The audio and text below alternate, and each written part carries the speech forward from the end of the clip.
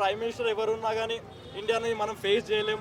అయినా కానీ వాళ్ళకి ఒక బల్బు, ఎందుకంటే వాళ్ళు పెరిగిందే బల్బుతో కాబట్టి వాళ్ళు అట్లా చెప్తారు. ఇప్పుడు మళ్ళీ ఇట్లా ఫేస్ చేస్తారు. అంటే వాళ్ళ గురించి వాళ్ళు ఏం చేయలేరని తెలిసి కూడా ఎందుకు ఇలా రియాక్ట్ అవ్వడం ఎందుకు? మళ్ళీ తర్వాత ఉగ్రవాదం ఎవరు ఇప్పుడు బేసిక్గా పాకిస్తాన్ అనేది ఒక ఏమంటారు, మనం కుక్కలను ఎట్లయితే పెంచుతామో వాళ్ళు టెర్రరిస్టులు అట్లా పెంచుతారు.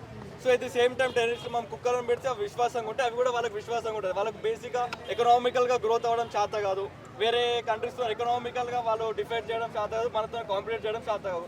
ఎకనామికల్గా లేదా డెవలప్మెంట్గా చేత కానప్పుడు వాళ్ళు ఇట్లా అలాంటప్పుడు అప్పుడు చిల్లర కథలు చేస్తూ ఉంటారు. సో ఆల్రెడీ వాళ్ళకి 1947 డివైడ్ అయినప్పటి నుంచి ప్రతి వార్లో గెలుపుతారు, ప్రతి వార్లో పుల్ల పెడతారు, ప్రతి వార్లో మళ్ళీ ఓడిపోయి వెళ్ళిపోతారు. ఇప్పుడు అదే సేమ్ రిపీట్ అవుతుంది.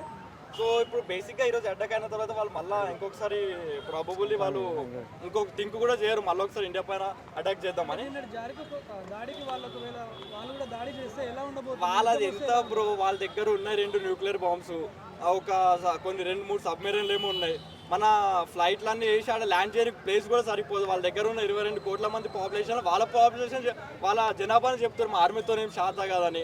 మన దగ్గర ఏమో 13 మిలియన్ సోల్జర్స్ ఉంటే వాళ్ళ దగ్గర 9 మిలియన్ చిన్న వాళ్ళు మొత్తం దేంట్లో కంపేర్ చేసుకుని వాళ్ళు మనతో ఏం కాదు. అఫ్కోర్స్ డ్యామేజ్ అవుతుండొచ్చు, కానీ మనతో 50% డ్యామేజ్ అయితే వాళ్ళ దగ్గర ఉండదంతా పోతుంది. వాళ్ళు కూడా అంత రిస్క్ ఏం చేయలేదు, ఎందుకంటే వాళ్ళ దగ్గర అట్లీస్ట్ ఆర్మీ సోల్జర్స్కి పెడదామన్నా కానీ వాళ్ళ దగ్గర పైసలు కూడా లేవు. లీస్ట్ 100లో వాళ్ళు ఉంటారు కాబట్టి వాళ్ళు అంత రిస్క్ కూడా చేయరు.